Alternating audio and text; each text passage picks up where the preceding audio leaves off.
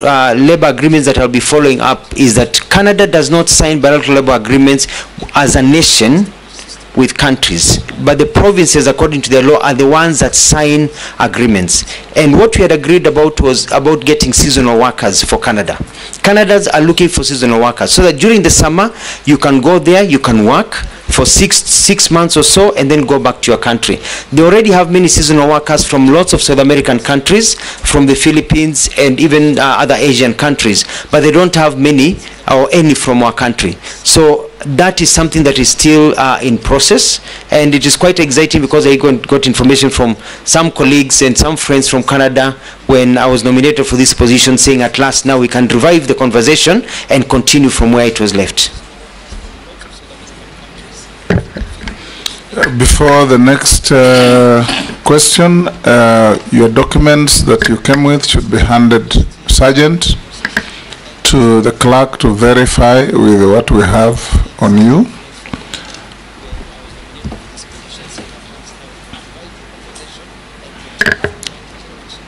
Majority Leader. Thank you, Honorable Speaker. CS, I'll just start my question from where you stopped on Canada,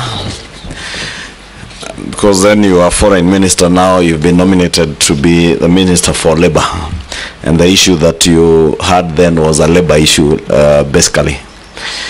I'd want to hear what are you going to do to now actualize not just that Canadian program, but we have since we established the National Employment Authority that has a system that is called the National Employment Authority Integrated Management System, that was created to be a portal where Kenyans, young Kenyans who are looking for jobs, can be able to access jobs even in the diaspora. This portal is there, but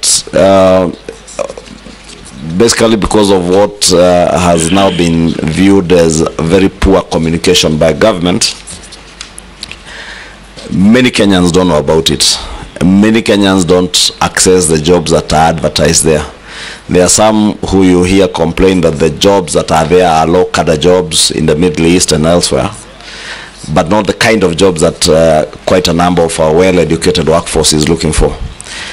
So I want to hear now, you, if approved as Minister for Labor, what are you going to do to ensure, one, that this portal has more professional and higher cadre jobs, but also Kenyans are aware and you create awareness to Kenyans on how to access jobs using this portal and other fora that you may create as Minister for Labor?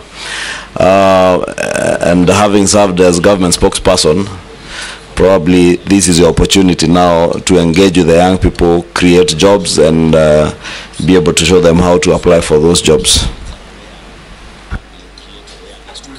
The next, Jeanette. Thank you, Chair. Chair, my question to the nominee is, the less than 2 years now, you have traveled a lot in terms of changes from one ministry to another. You started from Ministry of Foreign Affairs, then you went to the Ministry of Tourism, and now you are here to be vetted for the Ministry of Labor. In a brief manner, can you share with us what you have achieved in the Ministry of Foreign and the Ministry of Environment, no, this other one, Tourism? Because it will inform us what's ahead of you. Let's take Naisula as well. Thank you, Chairman. Honorable Mutua, on 1st of March 2023, when you were the Cabinet Secretary at the Ministry of Foreign and Diaspora Affairs, you made a very important communication through a note verbal, where you informed diplomatic and consular missions, UN, and other international organizations in Kenya, that it was agreed in the interest of efficiency that the missions may communicate directly with departments, different ministries in the country. And you know, now even in the Ministry of Labor, you'll be dealing still with other countries. It is important for you to share with this committee and also Kenyans what informed your decision then, because normally we know that they write directly to the Ministry of Foreign and Diaspora Affairs, but now they could write directly to other ministries and departments. And the last question that I had is that how do you plan to handle the perennial industrial unrest in most sectors? For example, health, because you, as much as it is in health, you will play a critical role as the CS of Labor, that is in case you're approved and confirmed as the CS of Labor. Nominee, you can answer those three. Thank you, Mr. Speaker. Sir, Majority Leader Honorable Shungwa, thank you very much about the National Employment Authority, and it is true. They have a website that many people do not know about. I've been in government for very long. I've never even looked at that website. And you know the old adage that if you wink at somebody in the dark, you're the only one who knows you're winking. And that is exactly what has been happening. The Kenyans who are looking for work, Mwananchi who is looking for work, has not really known about this portal and what is available. So one of the first things that I'm going to undertake is to have a good marketing campaign to ensure that Kenyans know about the opportunities that are there. Kenyans do not want handouts. Kenyans want to be given opportunities. They want to know where you can get their skills. They want to know how to apply for jobs. They want to know where the opportunities are. And because there is a mistaken idea that the jobs out there that are available are only jobs for house helps. Whereas when I did a bit of research and I looked at the available jobs in the countries like Australia, Germany, Italy, Kuwait, Oman, Qatar, Turkey, US, Canada are looking for people, and they are ready to employ Kenyans in various areas. For example, the international community are asking for about 11,200 jobs of drivers. If you can drive, they're looking for drivers. But we have to be a ministry that is able to take the person who is looking for the work and connect them with the employer, and teach them also how to get those jobs. I know what kind of documents do you need to get those jobs. They are looking for another 8,400 domestic drivers. They are looking for hotel workers. We've got about 3,000, nearly close to 3,000 people in beauty. If you've done beauty, to work in a spa, to be able to do nails, they're looking for those young people to be able to go to Canada and other countries. Also in firefighting, in all the different areas, baristas, in heavy truck drivers, construction workers. If you're a mason, if you know how to do carpentry, you know, Australia is looking for you. So we are going to make sure that people are able to know that regardless of the field you are in, nurses, doctors, people are looking for Kenyans to be able to work. So as we wait for the economy to grow, because our job is not to send people out of the country, we have to also grow jobs here. As we wait for our economy to grow, in the meantime, do not give up hope. We are going to make sure that we connect you to available opportunities and also help you gain the right skills so that you can be able to get to those jobs. Honorable Jeanette, you asked a question about moving from one to the other. The other day I was thinking about my good late friend Honorable John Michuki, who quickly served in the Ministry of Communication and Transportation, as it was called then, and then transited to Ministry of Interior, and then very quickly to the Ministry of Environment. And when I look at the thinking behind the President moving me from one ministry, is because that I move in, and in a very chap manner, I'm able to enact processes that are able to grow the system. For example, in the Ministry of Foreign Affairs, I was able to sort out an all-standing issue of deployment. You know, for a long time people felt that they are deployed according to who knows who. I set up a system so that if you're in the service, you know that when your time comes, you don't need to know the minister, you don't need to know the PS, that automatically you fall into place, to bring a sense of fairness. I was also able to work to get a lot of MOUs that had pended to be quickly worked on, and to move faster so that we can get into all these agreements so that people can be able to move faster. I was able to also work closely with the President to prepare for trips that were not mainly just diplomatic in nature, but were also very economic in nature, because it's all about getting other people's money to come to our country, bringing money to our country. And I was at the forefront negotiating for companies to come and open factories here in this country. When I moved to the Ministry of Tourism and Wildlife, I quickly looked at, where do we get our tourists from? Why are we losing tourists to other people? And by meeting all the stakeholders, I've set up a system where we are concentrating on markets like the African market and other markets that can give us the numbers that we need and the money that we need. I also, by looking at reorganization of how Kenya Tourist Board does its things, is to focus on key areas of marketing our people. So that people can come to this country. I was able to deal with the issues that I talked up, I don't want to repeat myself, about human-wildlife conflict and the arrangement of those things that were done. So I'm very, very proud of the work that I did. But I did not do this because I was sitting in the office.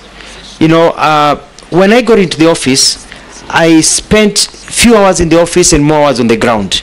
I started what we called utalii mashinani, because Kenya has so many things to offer, but we've only been selling the beach and the ocean. And I wanted to be able to transform and make every part of this country to be a tourist attraction site. I went to Samburu, I went to Kwale, Kilifi, Narok, Taveta, Laikipia, Makueni, Kitui, Busia. I was in Bungoma, Mombasa, Kiambu, just to mention but a few. I went across this country, and I was still going around this country to look at new tourism circuits so that tourists can keep on coming. I had a very big plan, which I hope my colleague, which we have talked to her, she can continue. And that is transforming our coastal area to be the entertainment zone for the continent of Africa, to be the Miami of Africa, to be the Riviera of Africa, so that people who are landlocked in the continent and others can come just to have a good time at our coastal area, enjoy our culture, and be able to move on. On the final question by Honorable Lesuda about the note verbal, this was done not just by myself, but an agreement after cabinet discussions of how we could cut down the bureaucracy. Because you look at, for example, the amount of money that we get as grants and loans from foreign nations, and the amount of money that we spend of those monies, we are only absorbing 25 to 30%. So here we are crying out that we don't have money for development, yet close to 70% or 65% plus of the monies from donor countries are unspent. Why? Because of bureaucracy. By the time the process goes between an ambassador to come and see a minister for this activation to go from the Ministry of Finance and back, it takes forever. So the idea was, can we speed up? But it was not just a blanket where a minister, an ambassador would wake up and just walk into the office of a minister. No, no, no. You talk to the minister, but you also communicate to the Minister of Foreign Affairs. And when the minister was approached by an ambassador, they communicate to the Minister of Foreign Affairs, and during their meeting, there would be an officer sent from the Minister of Foreign Affairs to sit in that meeting to take notes. What it was cutting was that direction of note verbal. A letter comes from my office, it goes to the, or comes from an ambassador, goes to the Minister of Foreign Affairs, the protocol division, spends a day or 2 days there as it's being sorted, goes to the relevant team, it's sent to the ministry takes 2-3 days before the minister sees it, the minister works on it, it comes back, the dates are wrong, and then now it goes back that you need new dates. It can take 2 weeks just to book an appointment of 30 minutes. But when they talk among them, you say, no, I can't make it tomorrow, can we make it next Wednesday? 2 minutes, they have agreed on a date to meet, to make sure that things are moving forward. I submit. Chairman, there's a question is not answered on the industrial, the strikes, the health, you know, I gave that as an example, but also on what he has said on the note of verbal, the same thing, Chairman, you've been saying about communication. When that was not communicated well, that it was to cut bureaucracy, it sent scares out there, you know, people wondering whether just an officer at any department can now communicate directly with an embassy. So that's what has come out clearly here about communicating what you would like to do. And I totally concur with you, Honorable Lesuda. It's about communication, but there's a lot of pushback. because people like the comfort of doing things the same way, and people don't like to see change. So there's a bit of pushback, a lot of propaganda by people who thought now that their clout will diminish without looking at the bigger picture of trying to get our economy moving forward. But I totally agree. The final question on the perennial labor disputes. I bring experience as having served as a governor for 2 terms in Machakos, where we had issues of labor disputes. And I realized that majority of these labor disputes and the strikes occur because the problems are led to fester from a small pimple to a gangrenous leg that has to be cut off. And my technique will be setting up a system whereby there will be tracking and knowing the kind of problems they are in the industry, such that people, when the problem starts, we can intervene early, because the Ministry of Labor has only been intervening at the end when people are already on the streets. We need to intervene even before a strike notice is issued. We'll be studying the landscape and like radar, looking at where is the problem, so that we can approach and try to have dispute resolutions done when the problem is still small. But Mr. Speaker, sir, and honorable members, we must realize that I want to speak having served in government for about 20 years now, thanks to God. A lot of problems, for example, with the medical fraternity when they go on strike, and they went on strike when I was the governor, even nursing, is because some of the fundamental human rights issues that need to be taken care of are not taken care of. It's usually not even the issue of big salaries. It's the welfare. It's a way of operations. It's the comfort level. It's the way they are empowered. Let's take, for example, when I go to Machakos, it was quite sad that you find that doctors would be treating somebody who has medical insurance, and that person is under their care, and yet when the doctor's child or spouse or himself or herself got ill, they didn't have medical insurance. So it is correcting some of those employment issues, and one of the things that I want to do is look at enforcement of the Employment Act to ensure that we give workers the benefits that they deserve according to the law, because when workers are work in a good environment, it increases productivity. Productivity means growth. Growth means more employment opportunities for our people. I submit.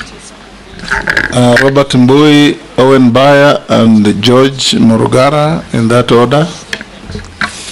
Thank you. One thing, Mr. Speaker, so that I don't lose it, on something that Honorable Lesuda asked on that not verbal. Yes. I just want to tell this committee that the nominee is not factual. It's totally inaccurate. Challenge him. Number one is that not verbal was the most unfortunate decision that has ever been made in the Ministry of Foreign Affairs. To delegate their core mandate was wrong. And that thing was reversed immediately the Prime Cabinet Secretary came into office. It was wrong.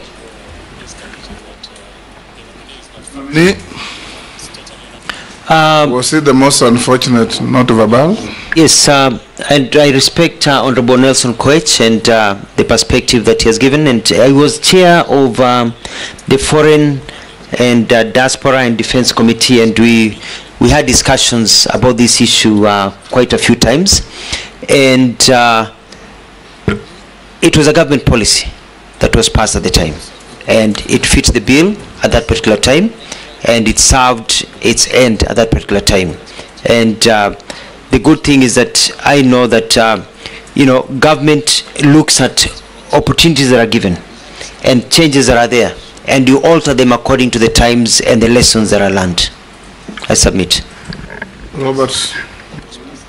Yeah, thank you, Mr. Speaker. My question is about the cash transfer program for older and vulnerable persons that was started in 2007, and the purpose was to provide regular and predictable cash transfers to those older and vulnerable people identified in those deserving households.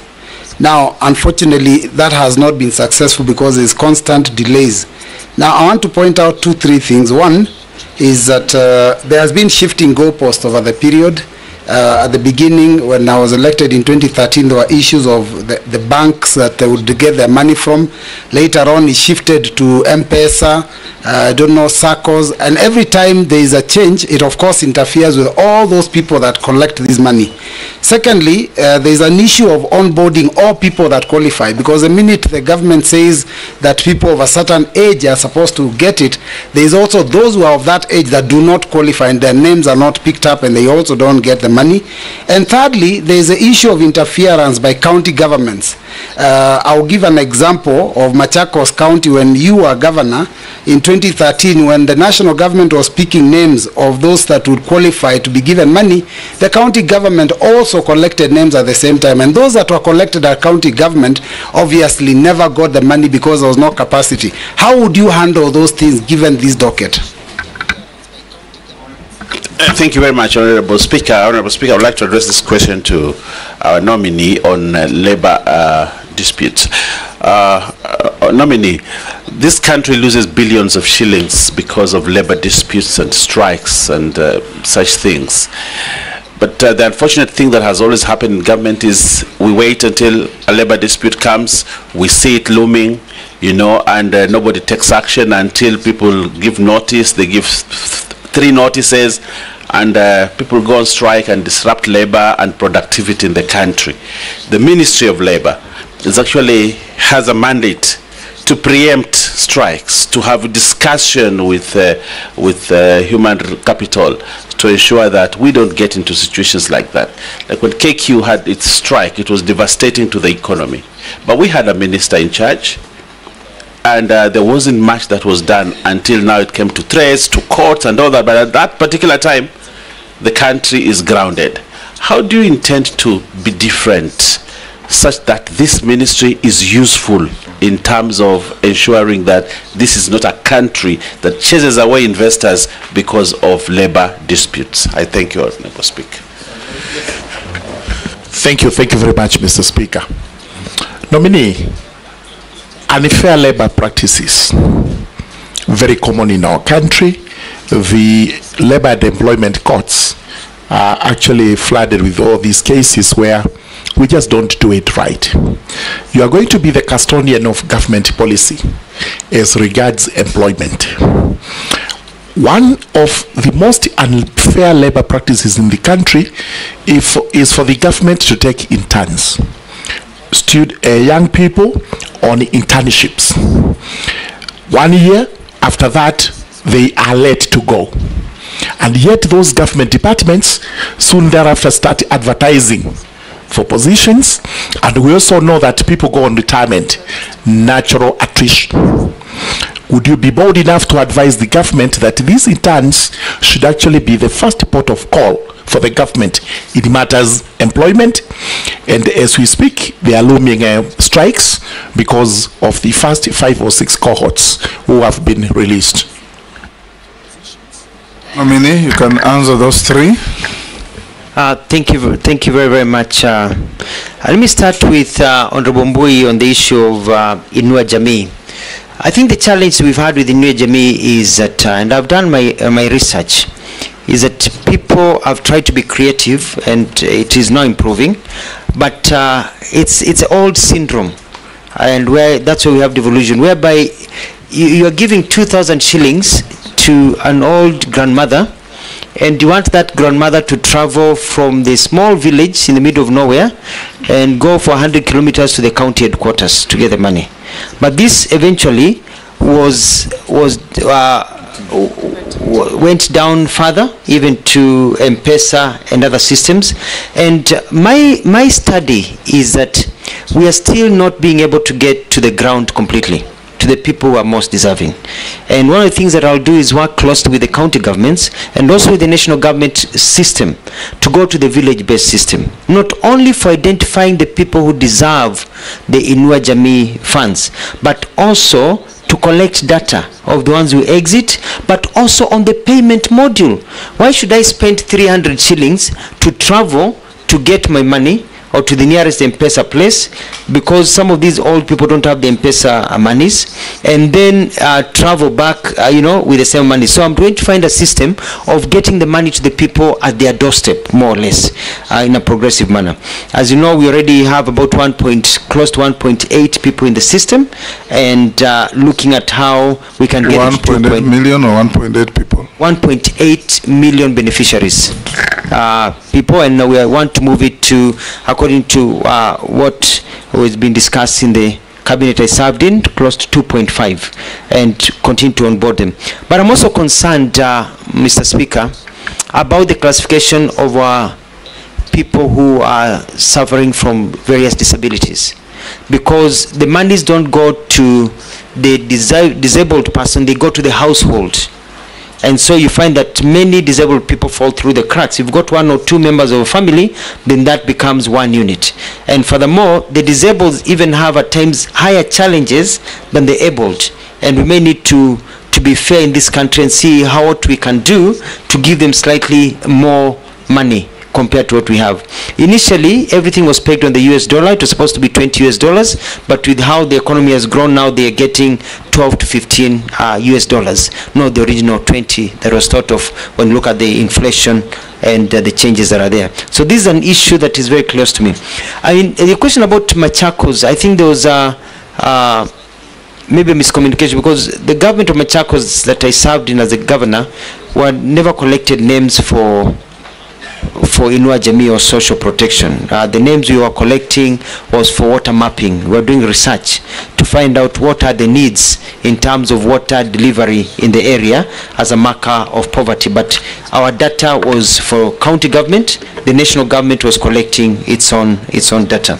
Moving down to the second question by Mheshimiwa Baya about disputes. I agree with you, and I'm going to set up, if vetted and this committee proposes my name for appointment, an early warning system. And I'm going to look at all the sectors and have people who are confidently can come. I keep an open door policy for those members of parliament that have even come to my office to see me. I keep an open door policy for the different sectors to talk to me. Let me know what is going on, and let our systems know, so that we can get and arrest them, as you said, early. Take care of this wound before it becomes problematic, and before the disruptions that are there. And also, when the disruptions are there, I'm very good at bringing people together and being able to bring harmony, which is one of the big successes that I did when I got into the Ministry of Tourism and Wildlife. I found a lot of people warring and fighting each other, and I was able to bring peace and calm within a very short time. I remember having discussions with Honorable Ishungwa about it, and I was able to bring peace and sanity, and I believe I can be able to do the same because of the experience that I had in Machakos. Lastly, Honorable Burungara, thank you very much. I'm quite concerned. I looked at, when I went to school in the US, I used to get summer jobs working in a factory. And it was all those factories whereby you're collecting wood as it comes down the drive. And there are strict occupational health hazard conditions. You have to have the helmet, the gloves, and then after every 2 hours, you took a break. And every 2 hours, you either took a small break of 15 minutes or a half break for lunch, another 15-minute break. So there are breaks throughout the day, because watu wetu sio punda kufanyishwa kazi in those very bad conditions. So the occupational health hazards and also working conditions of workers will be very key to my work if I am, if I go through this process. And part of it is also the internship program, because it doesn't make sense that a young person goes to a bank, they work very well, and they serve in that internship, they are taught, and then when employment jobs come, they are let out. And I'm going to bring a policy to cabinet if I go through this process to ensure that if you are taken in as as an intern in a ministry and you don't have problems and you're okay and you pass a certain mark into internship, because some can be taken and they're not fitting, you pass a certain mark, that when positions of employment of entry level are taken, that you start with those ones. And you're going to talk with the Public Service Commission, because fair is fair. Fair is fair. Thank you. Dawood Honorable Dawood, Honorable Mase, and Honorable Amisi, in that order. Thank you, Mr. Speaker. Mr. Speaker, first I want Honorable Mutua. In his opening, he made a few, I think, mistakes, where he says the fence was 1 billion, or was it 1 million? Then he says he brought it down to 850 million, or is it 850K? That's just a comment. Regarding wildlife payments, you mentioned 1 billion was paid. Yes, I have confirmed 1 billion was paid. And His Excellency the President asked you within 60 days to pay a balance of, clear the balance of 3 billion within 60 days, and that was on April 12, 2024.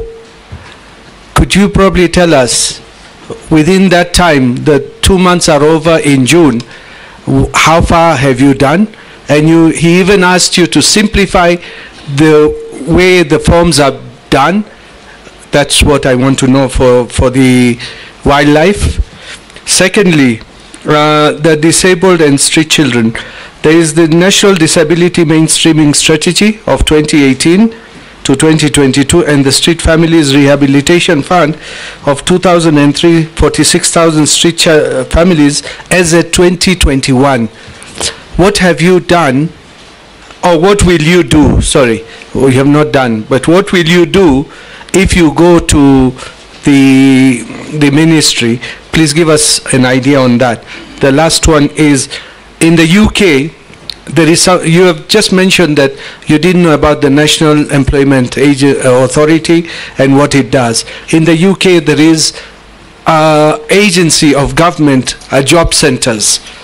They're in each and every place where people say what jobs are available, and they link people to the jobs in industry and all those places. What is your idea about it? And if you do it, would you devolve it right to the locations, sub-locations, or is it counties? Thank you. Honorable Mase. Thank you. Honorable nominee, my focus is on unemployment or limited opportunities. There's a limited number of opportunities in the country compared to the number of graduates that are coming out of our institutions every year. To make the situation worse, there is a mismatch between skills and industry needs. Sadly, there is an unfair recruitment process. And the question I'm asking myself, you know, some of those graduates, they're actually educating themselves, doing manual jobs, casual jobs.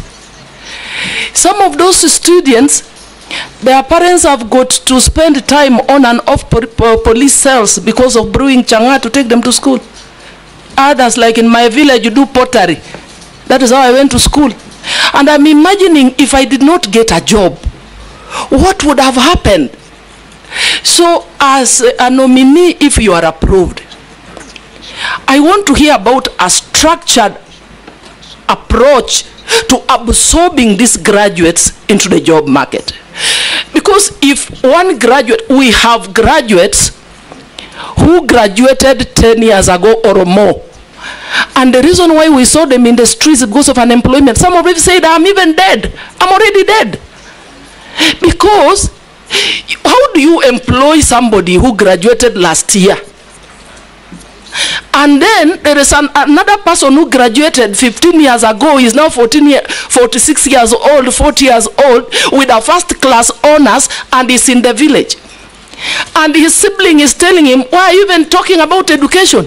I graduated 15 years ago and I'm jobless. I mean, my brother graduated 15 years ago and is jobless. And you are here telling us about education. So we really need, my friend, you need, this I think requires a multi-sectoral approach. Sit with your counterpart in public service. Sit with your counterpart in education.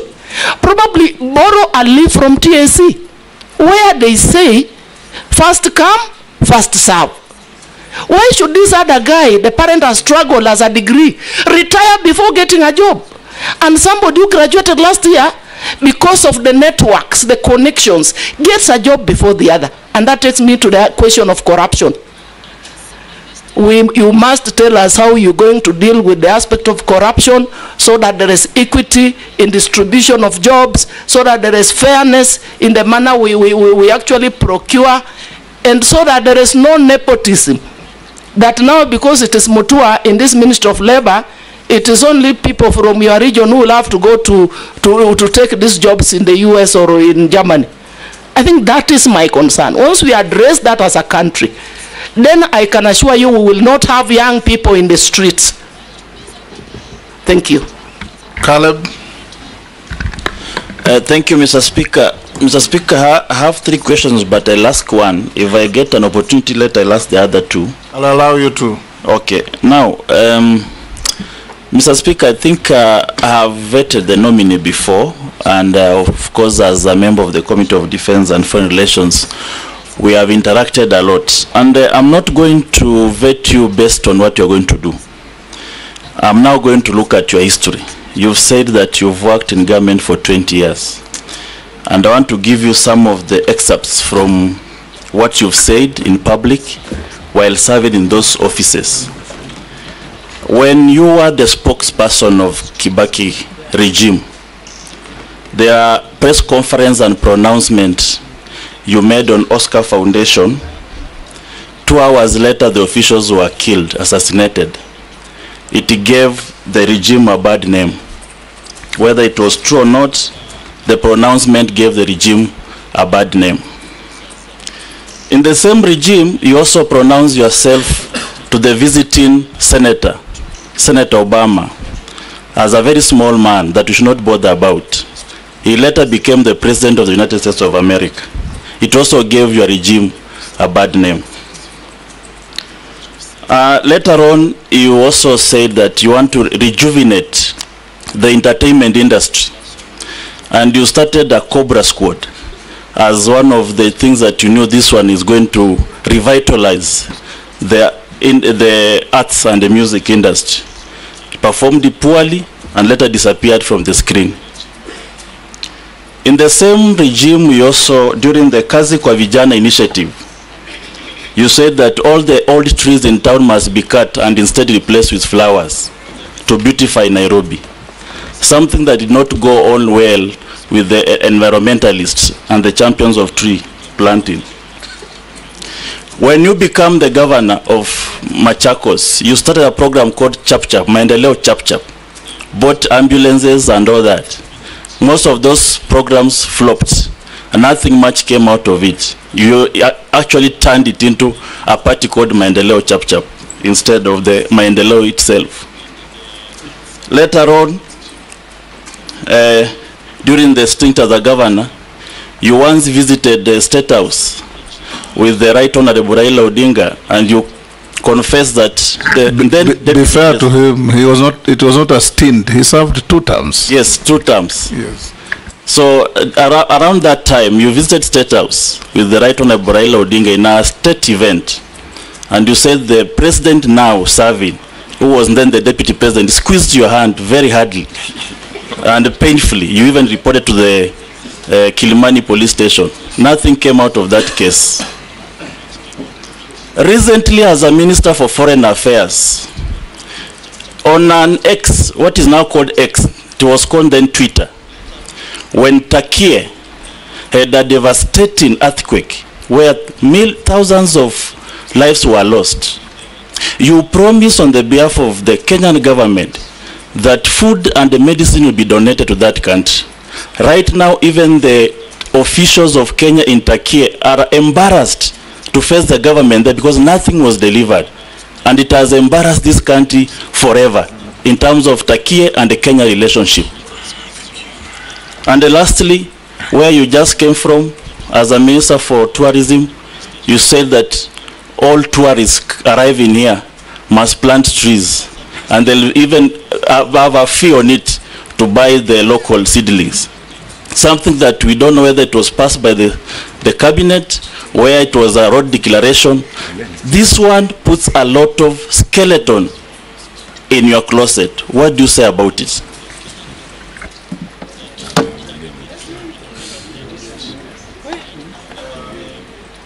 Mishi? Yeah, thank you, Honorable Chairman. Let you hold. I think that's quite a mouthful. Let's have those two. We have had, it's three, yes. Dawood, Mary, and Mrs. Churchit. Thank you, Mr. Speaker. So let me start with Honorable Dawood. Just to clarify on the figures, is that there were the Ministry of Tourism and Wildlife, especially the Department of Wildlife, through KWS, were advertising for tenders that are being given at an approximately 3 million shillings a kilometer, which means when you have 300 million as an allocation, you only have 100 kilometers. And by bringing it down to 850, instead of 100 kilometers, you're able to get 352 kilometers of fencing. And that saves money for 90. About the jobs, and I'm glad because you were there during that meeting when the President talked about compensation to people. We started the process, and one of the challenges that we face in this country is bureaucracy. The President gives directives, and then they are caught in the annals of bureaucracy, treasury, through the systems going on. The process had started, and I hope it will continue. We did not meet the target because of the normal bureaucracies of getting money from here to go here, even though the money is there, but it is something that will be carried out. I like the fact that you discussed the various disability and the challenges that are there, and especially in ensuring that people are given the rights they deserve. Mr. Speaker, we give you an example. I'll never forget this. During the campaign period, I accompanied His Excellency the President, then he was the Deputy President and a candidate, on an economic forum that was held at Racecourse with members of people living with disabilities. And one lady spoke about the challenges she faces as an employee because her child has autism, and the problem she faces because she can't even take time off for some of the things that need to be done to take care of that child, and the lack of support systems, and the challenges that our people living with disabilities go through. And it was quite sad because I remember when the President stood to speak, for about 2 minutes he could not speak. His voice was choking, and he promised that people will not in this country go through the challenges they go through just because your child is disabled or you're facing a form of disability. And my mandate, if approved and appointed and sworn in, is to ensure that that promise that the President gave, that I vividly remember, is enacted. And I think we will have done our job making sure that people live well. When I was the government of Machakos, I was, I think, the only governor who enacted the Disability Act by declaring that no building constructed in Machakos or operating in Machakos could operate without, places where would be comfortable for the disabled, for example, with ramps and others. And we shut down buildings. We shut down supermarkets until they build those ramps. I want to even take it further. I'll even have my own rules, like the Michuki rules, showing people occupational health hazards, disability, things that needs to be done. When somebody is hard of seeing and they go into a building with lifts, including Parliament, why do they need somebody to come and help them identify which number? If you go to London, you go to Australia, even go to South Africa, the numbers on the keypads of pushing the buttons for a lift have braille. And so we need to standardize some of these issues so that the disabled can also live a good life. I want to reply to Madam Emasi, and I totally agree with her.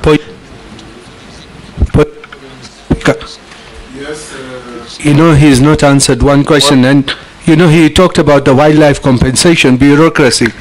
I want to put it to him, he's part of that bureaucracy, which he has not told us how much did he manage within the 60 days His Excellency gave him. He's not talked about the job centers as well. How many did you pay in the time you are in tourism? In tourism, we processed and we have paid close to 1 billion shillings. The pending human wildlife compensation that is there from the 2015, 2020, we're looking at about 7 billion shillings that need to be paid. And you know, you pay according to the exchequer that you receive and the clearances that are given through the exchequer. Paid $1 million. We paid $1 billion. $1 billion. $1 billion shillings, and the paying is still ongoing and the process are going. And I've been able to streamline. And what we've done is that we've put together a scheme service, and we got a scheme administrator. So it's not just the government officials sitting down with paperwork, who now, when there is a human rights conflict, we've even bought motorcycles for people to be able to visit the homes, take the documents digitally, and those are captured digitally, so that there is no paperwork that has to go through the chief and all the process that takes 6 months, so that the payment schedule is there waiting for the payment. And that's where we are. About the job linkages, is that as I answered earlier on, Mheshimiwa Ishungwa, is to connect the people through proper communication and teaching people on how to do it. But also, let me take this opportunity to talk about that we are not just about sending jobs people to go overseas. We want to bring jobs here. And outsourcing of jobs is an opportunity. Today, in the world, when you talk about labor migration, Philippines is leading. But from my research, Philippines is no longer sending people overseas, but more people are getting jobs in Philippines, within Philippines grounds, by BPOs, you know. And we are going to, and I'm going to push, if I'm confirmed, to get more companies to bring their outsourcing to Kenya for accounting services, for telemedicine services, for telephony services, so that people can work from here for overseas firms, but in Kenya. And that can just be as many people as the ones that we are sending people overseas to work. So it's an area that I'm quite committed. Mheshimiwa Emase had a very good point, and that is clearly that when Kenya Kwanza was campaigning, I remember the slogan by yours truly, Mheshimiwa Speaker, that mtoto wa maskini na tajiri watakaa kwa meza moja. It is not just about who knows who in our country. And that is the system that we want to put into place. And the high unemployment that we have here is also based on skill development, because you need at times to retrain yourself to the market. You've studied to be an engineer, and there's a finite number of employment opportunities for engineering. And if they're not there, they're not there. And so at times we need to show people how they can restudy and get new skills to add on to the skills that they have, and also how to be able to diversify. And so the area of skill development is very key. For example, the issue of languages. Opportunities arise with languages, and one of the things that I'm going to push is for our TVETs and our skill development, so that as you learn to be an electrician, you're also learning a foreign language, German, you know, you're learning Spanish, you're learning Italian, so that by the time you're done and there's an opportunity in those foreign countries, you go and plug and play. At least you've got basic understanding of those languages. But also, we need to train people for ways they can get jobs. For example, Canada, when we had a discussion, had specifically say that for them, for plumbers or electricians, there are basic minimums that people need to have, certain ways of doing things, so that we have our curriculum based on the market. When I was served as Minister of Tourism and Wildlife, I started changing the way utalii works, because utalii has been churning people out with the same skills that they had from the 1970s and 80s. Vile unapanga kitambaa, vijiko, the way you cook is the 70s and 80s. The world has changed, so that now the market tells you these are the new international standards, so that when people leave utalii college, for example, or leave any TVET, they don't have to be retrained to work anywhere, so that it's plug and play. So that is very important. Now let me come to the issue of corruption. And I have always been known to be very fair in terms of work and labor. And I'm going to ensure, like what our president has told us, that you do not nominate me to be a cabinet secretary if approved of Ukambani or Machakos, where I come from, but a cabinet secretary of the entire country. Because nobody sends a postcard to be born from Luya land, or from Kisii land, or from Turkana, or from Kiambu, or from Coast, nobody sends a postcard to God. It's where you're born. And you have a right to receive government services properly without fear and favor. And it's the same way in terms of opportunities for jobs across the entire. So I'm going to work with my colleagues, and our president has been at the forefront of this, and if I'm getting an opportunity to join his cabinet, we're going to push this to ensure that there's equity in terms of people getting opportunities, especially also people suffering with disabilities, and also our young men and women who can work. Honorable Caleb, Mheshimiwa Speaker, has made quite a few allegations, and I'm going to answer them one by one. And it's unfortunate that most of them are basic propaganda, but I'm going to prove so. Number one, the Oscar Foundation issue that happened was quite unfortunate. Yes, Mr. Speaker. But it doesn't come at the end. As a Kenyan who has sent a message that you took the former president of Machakos to launch a modern Dubai-like city. He's asking me to ask you, where is it?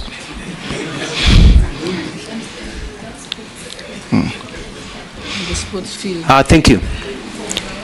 The Oscar Foundation issue, we had a security meeting in the morning, and I want this to go on record, and led by the head of public service then, police commissioner and others, as the government spokesperson, and we agreed that this was a statement that was going to be issued. The president was briefed.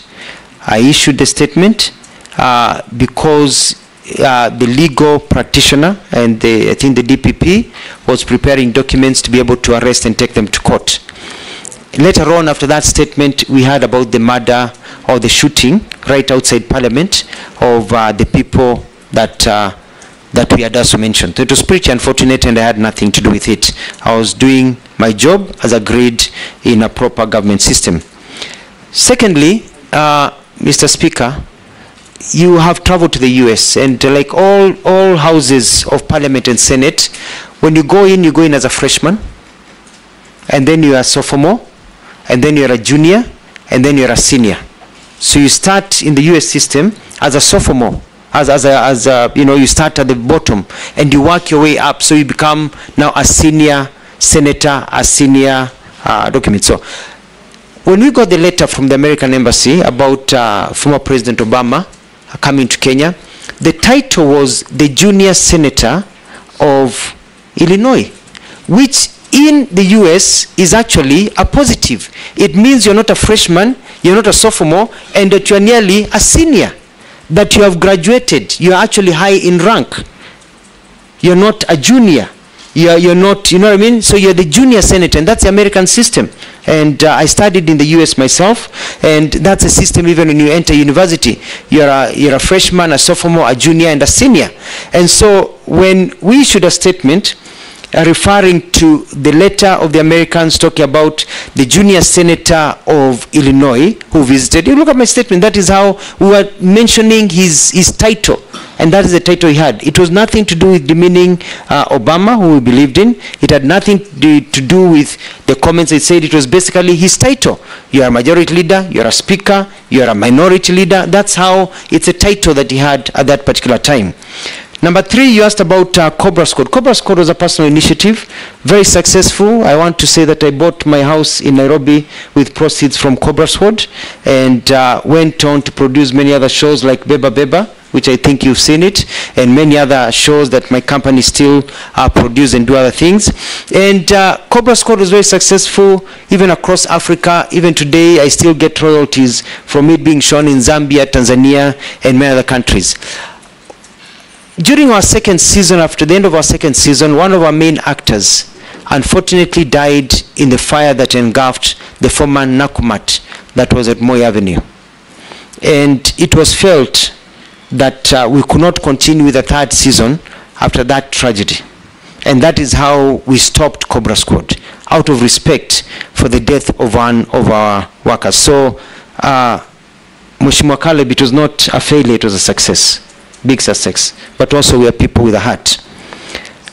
About Kazi kwa Vijana and the tree planting and the organization, I took the former town clerk Agakuo, together with some colleagues to Dubai, to look at how to beautify our country and the national parks.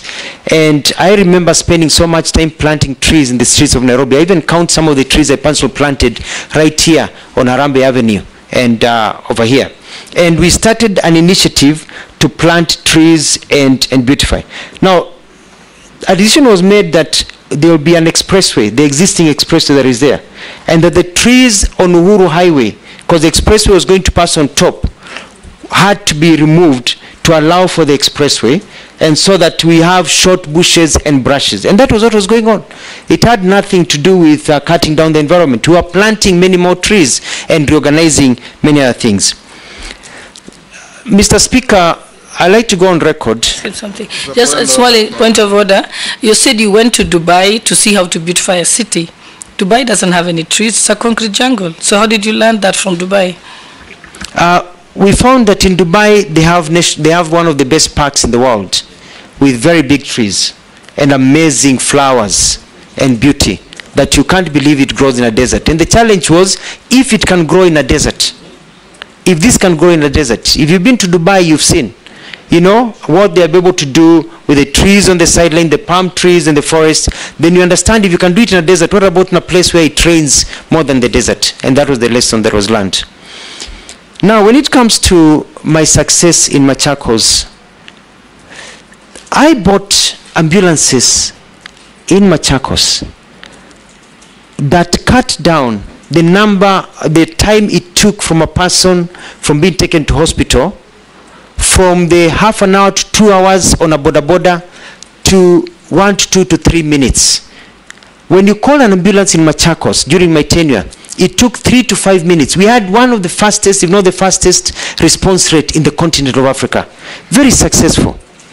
And it was so successful that I was even given an award in Africa as the best governor in the continent of Africa. And the ambulances are still there in Machakos. And they were extremely successful. And the health system that I set up in Machakos, including building the first cancer ward, the cancer center, which treated people free of charge when you have cancer, to show that you don't have to have money to continue, has been quite successful. My track record in Machakos is known all over this country, and all you need to do is just visit Machakos when I was governor, and you could see the things that we did, the roads that we built, the markets that we established, the stadiums that we put together, and you'll be able to see the track record. There are naysayers, people in the opposite. Yes, Nelson. I don't know what's happening with Honorable Mbui and Honorable Mule. Is it something they know? Because they are laughing sheepishly. Why are you giggling?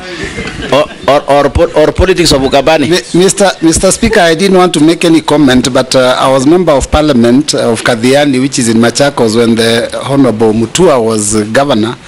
And I mean, this is sounding like a movie. Mr. Speaker, you know, Go on. When I worked from where you left. Yes, when I worked in Machakos, I did amazing things like build the People's Park, the ambulances, and there was a big opposition. And because I was talking and doing things that they only see in movies, they even started calling me Mutua Cinema, because they only see it in movies. And the people of Machakos were so happy, regardless of their campaigning against me, that they re-elected me for a second term. Very, very successful. And I beat them hands down, actually. And so I would challenge, Mr. Speaker, the people of Machakos who benefited. In actual fact, Mr. Speaker, there's a small problem happening in Machakos right now. And that is that I was approached by the officer in charge of registration when I was completing my term, and said that there's going to be a problem because a lot of children being born in Machakos are now called Alfred Mutua. But I said they are not mine. And they said it's because most of them now are born in ambulances that you put into place. Because before, in Machakos now you don't find children called Nzilani because they're born by the side of the road, you know, or others, because now people have that dignity. Moving on to the question of the squeezing of my hand, Mheshimiwa Ruto later introduced me to Mheshimiwa Nyonyi from Wanyama, who I felt his grip of the hand, and I realized it was not actually squeezing of there's a person who can really squeeze the blood out of your hands, and it was during the political times. It was a political move at the time. Now about Turkey, I'm surprised by the comments made by... It is not called Turkey, it's Turkey. It's only written Turkey, but it's pronounced Turkey. Thank you. That is the name of the country. Thank you. I believe you meant the country of Istanbul and Ankara. Yes. It's called Turkey in English, Turkey in Arabic. Yeah, that's the country. Yes. Yeah. Thank you.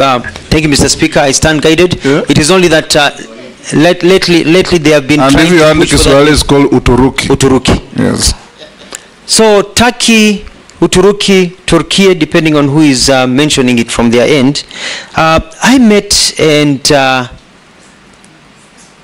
ambassador who came, and we galvanized support for Turkey, and even we involved different government agencies for Turkey. Sorry, we've been calling it Turkey, for Turkey. So I'm surprised saying that our officers are embarrassed, yet we are able to work with them. Even our president issued his condolences and talked of the support that we are working. We've been worked very well with the ambassador from Turkey. I'll be surprised, even the ambassador will be surprised to hear of such. When I talked about all tourists planting trees, we said tourists will be given an opportunity, and to urge the hotels point of that order, when because it is a matter that was in public domain and it came directly from the minister's handle, you could maybe explain how you delivered the goods, because according to them nothing came. They are embarrassed to see the king. There is always everybody who promised delivered except Kenya, and it has put our nation at a very embarrassing position because of your comment. In the food to Turkey? Yes. Mr. Speaker, if I remember right, we even were able to galvanize blankets and rice and other items that were sent. So I'll look into it to find out where Honorable Caleb is receiving that information from. It's a surprise to me. I'm hearing it for the first time from him, because I've not heard of any complaints, and we worked very well as a government to help our brothers and sisters who have also always stood with us. And H is that tourists to plant trees. We issued and we said that we are going to encourage tourists coming to our country and hotels, and I had a meeting with the stakeholders to be given an opportunity to plant trees, and even came up with a formula which they have actually been using, where you are asked when you come in, do you want to add 20 shillings to your bill, so that that 20 or 50 shillings is for a tree where you can plant, and they can show you to plant, and that is something that now is starting to take traction as it continues. So it was not physical planting of trees, it was fundraising for tree planting. It was fundraising for tree planting, and for the ones who want to plant trees, we had even designated an area at Nairobi National Park where people could go and plant trees, because some of them are so keen on the environment to go and plant. And the idea was to showcase where Kenya is in terms of environmental protection. It's an opportunity for people, and many people are very happy to be given that opportunity. And I know, honorable members, you've gone to places where after you make a payment, they ask you, do you want to add 50 shillings for this? Do you want to add 70 shillings for this? So it was that opportunity to be able to serve. Point of order. And lastly, was that money accounted for? Yeah, that's what I wanted to ask, Speaker. When you said fundraise, was it an approved cabinet decision? And if it was, how much has been raised up to now? Sorry, Mr. Speaker, not fundraise, but be able to give people an opportunity. For example, if you come to a hotel and the hotel tells you, we have seedlings for you to be able to plant a tree. The seedling costs 50 shillings. Whether you can plant a tree or somebody plants a tree, do you want to contribute to it? You say no, that's it. You say yes, then you ask, do you want to be able to go out and plant the tree, or do you want the hotel to plant the tree? So it's all about, and the government has been collecting numbers. It will be continue collecting numbers from all stakeholders who have engaged in tree planting. It's like the little change you throw in a basket in a supermarket. something like that. So, yeah, but you're given an opportunity to say, yes, I want to be able to plant a tree myself. And many people opt to say, well, I don't have time to plant the trees, but can somebody else from the hotel plant the trees? And the hotels will be able to galvanize and say, as a hotel industry, we have planted trees. And this is something we had agreed with the industry. So it was not just me speaking, it was about an agreement with the industry. And lastly, Mr. Speaker, and let it be go on record here, because many dreams of our Kenyans are destroyed by selfishness of leaders. And forgive me for saying this. When we came up with a program of Machakos New City, we brought investors who signed MOUs worth 2.1 trillion shillings to bring investment not just in Machakos but across the country, using Machakos land that was available and other systems. And we started the process. Mheshimiwa Johnston Muthama and the Wiper Party went to court and got an injunction against us. Point of order, Chairman. Point of order, Chairman. Yes, because he's just named my party. Let him finish. He just mentioned my party. I'll give you an opportunity. Let him finish what...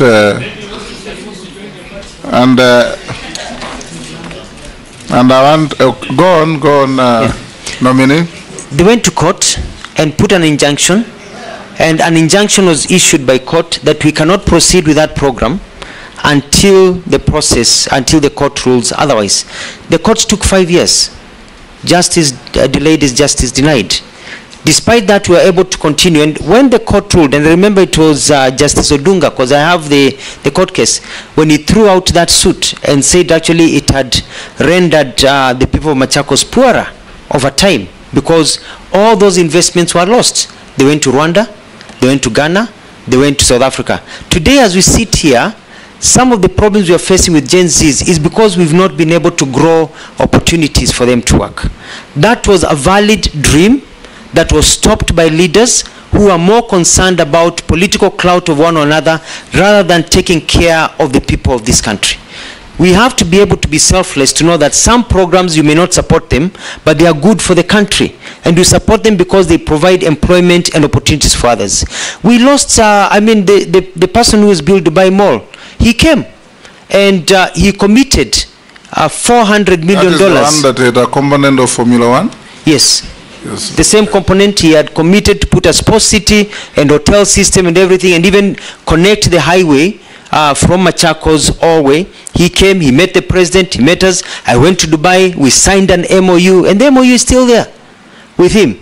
But when it went to court, he took his money to Rwanda, and the rest of the money he took to Angola. Who lost? The Kenyan poor. The Gen Zs were demonstrating because of that. What is your point of order? My point of order, Chair, and I want Kenyans to listen keenly to this. Yes. Mr. Speaker, the nominee has accused the Wiper Party of taking him to court. Now, at the point when he came up with this proposal, he had just been elected as Governor Machakos County on a Wiper ticket. I was also elected as a member of parliament on the same party ticket. I was not involved in any issue to do with with a court case.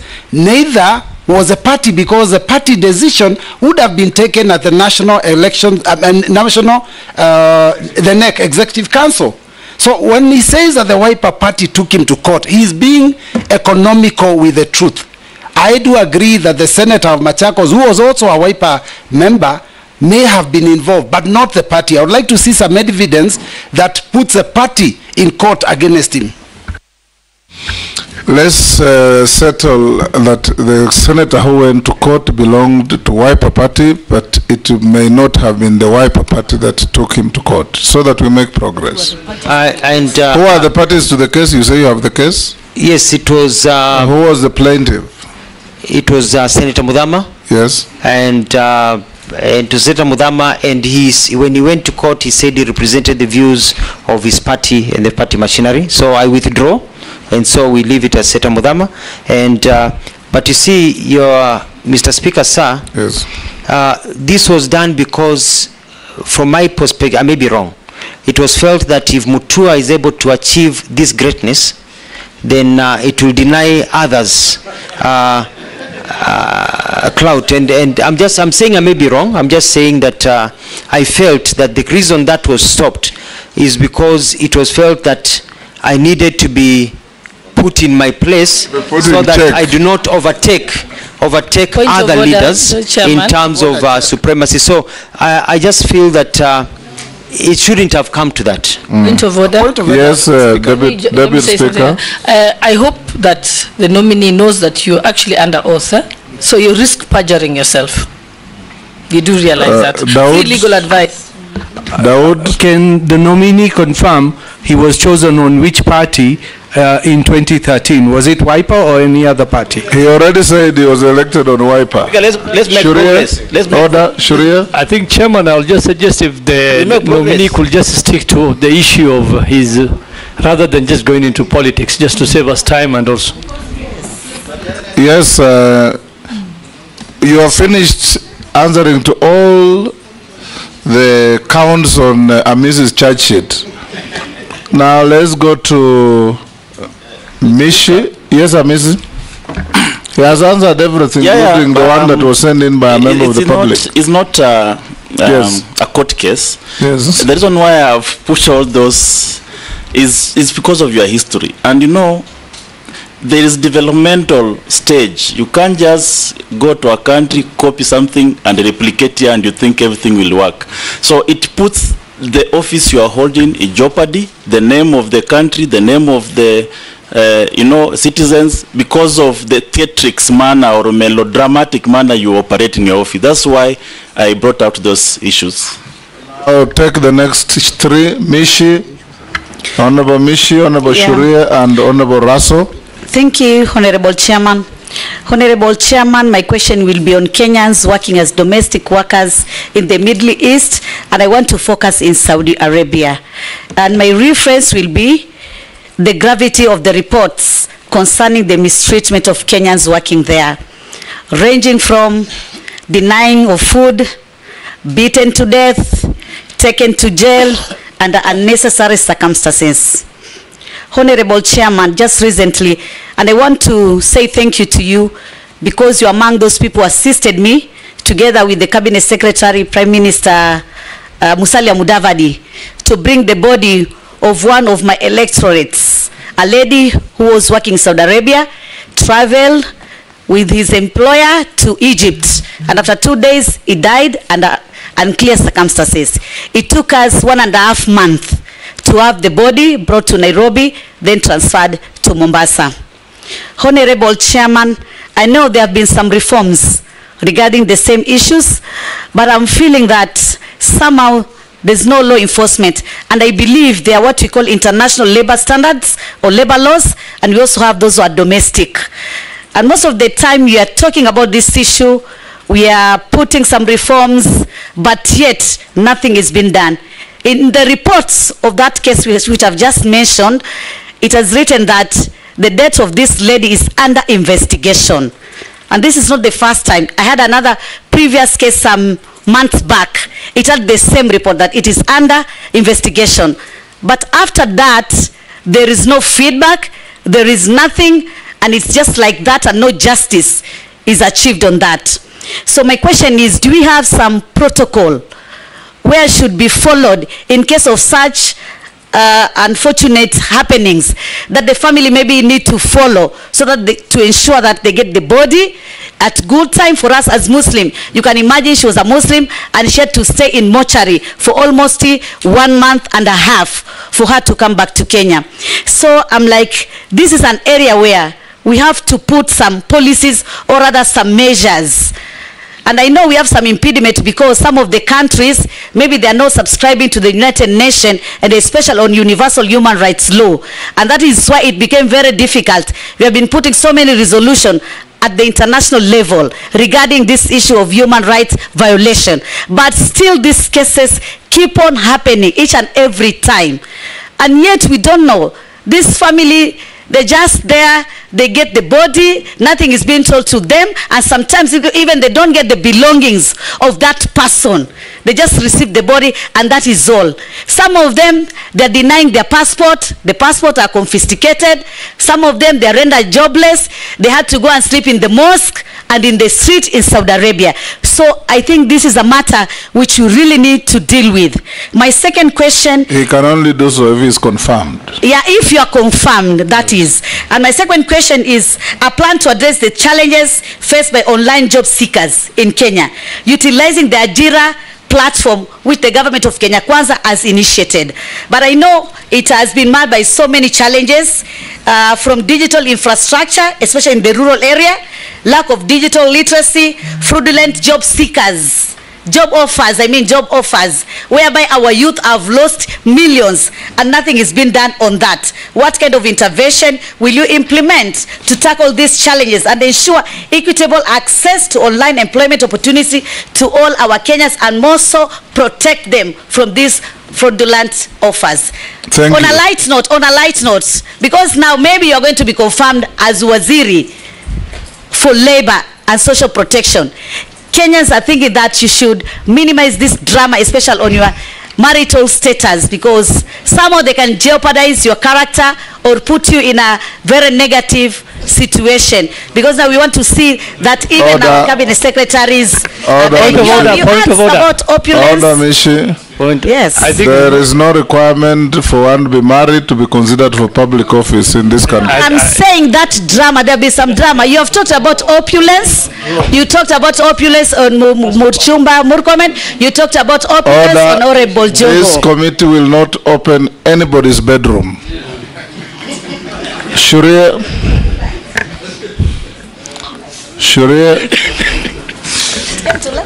stop laughing and ask a question. I think, Chairman, it's best you protect people's bedrooms, as you said. We don't want those matters coming out here in the public. Because you're men, eh? I think... The nominee, you will not comment on that. Thank you, Honorable Speaker. I think Caleb came up with a very long list, and I just want to, maybe in future he might get another opportunity. Mheshimiwa, if approved, what key results or deliverables can Kenyans expect from you in the short, medium, and long term? I thank you, Honorable Speaker.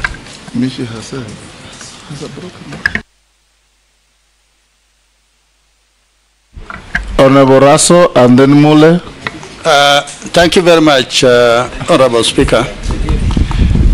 Honorable Alfred, you are the governor of Machakos, and also you are government spokesman.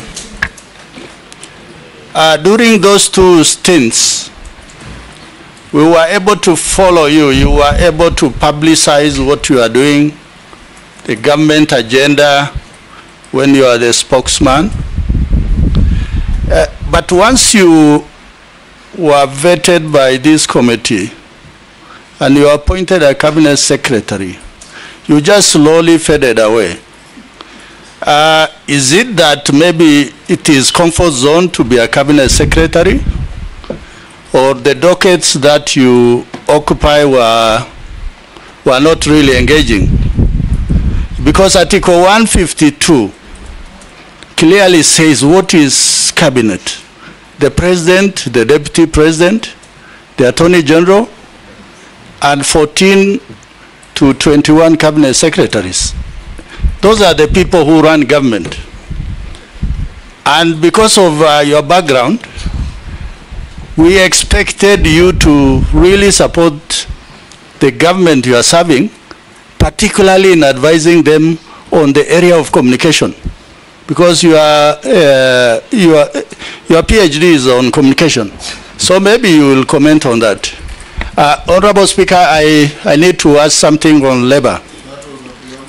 Not preamble, because I am just asking two questions because of time. Go ahead, go ahead. Thank you, Honorable Speaker. Honorable Alfred, my second question, we had two generals in the army, the late General Mlinge, General Mahmoud.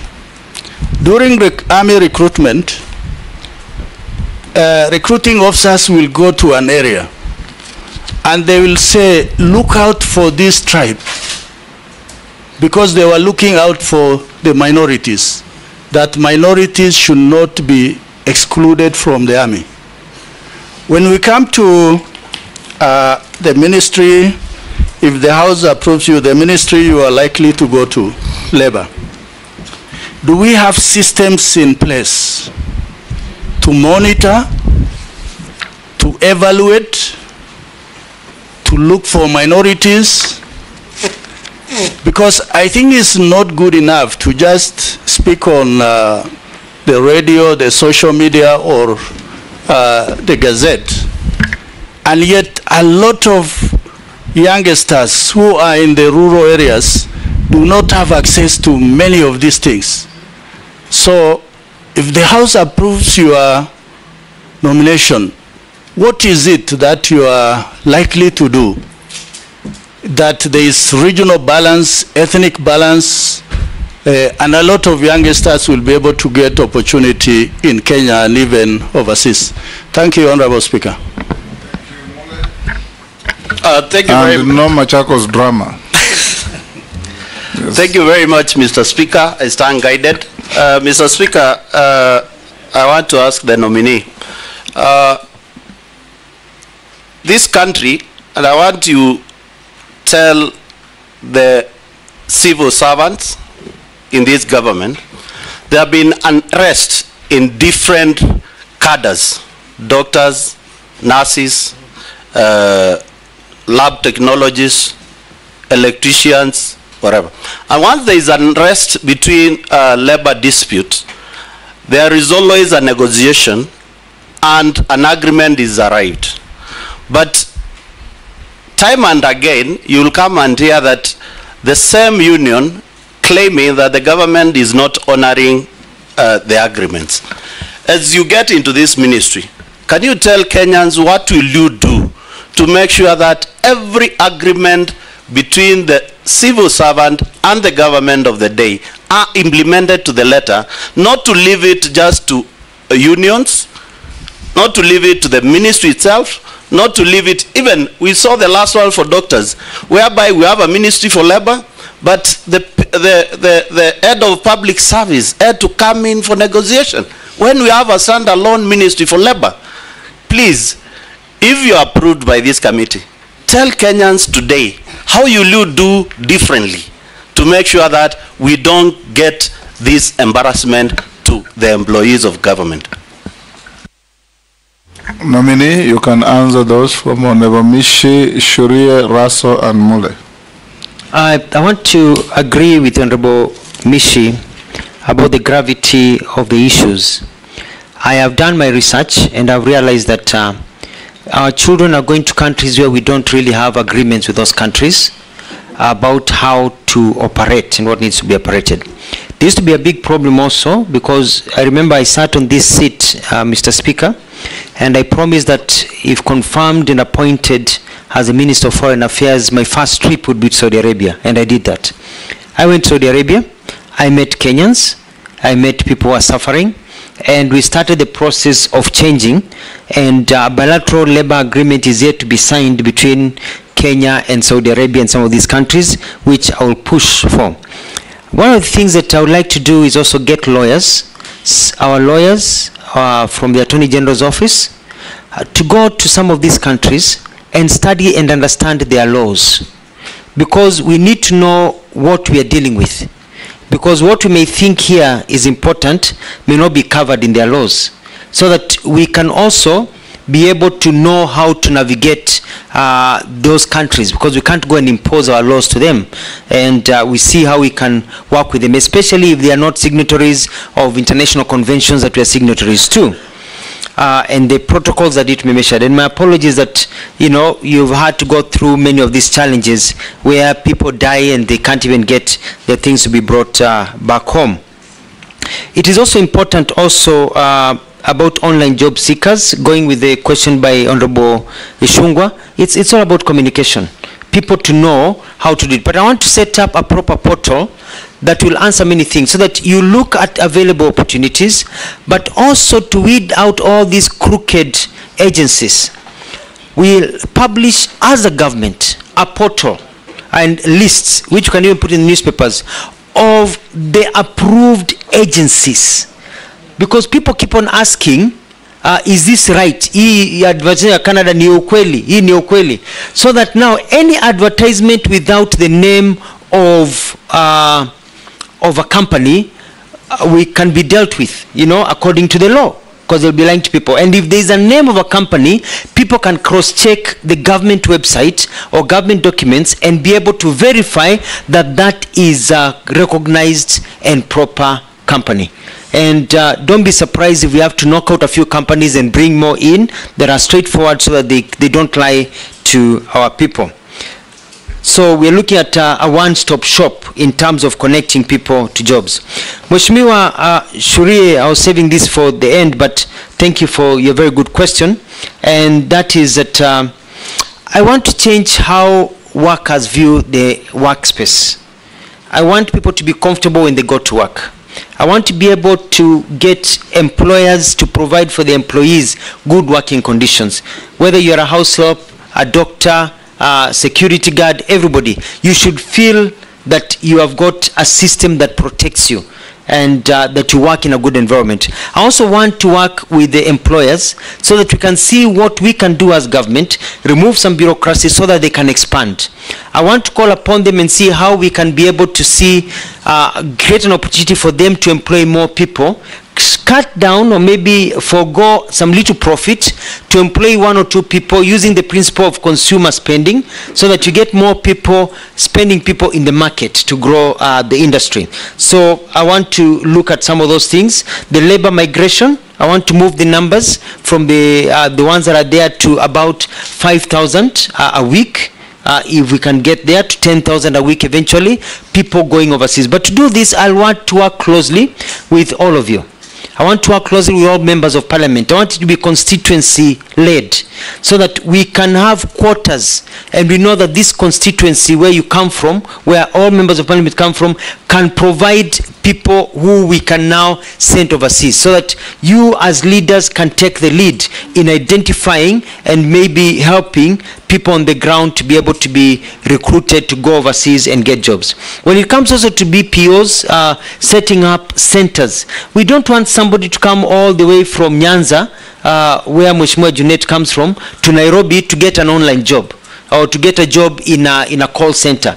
We'd like to set up call centers in every constituency, so that you can be able to see how it's working. Because now with internet connectivity, you don't need to be in the big cities for you to be able to get some of these opportunities.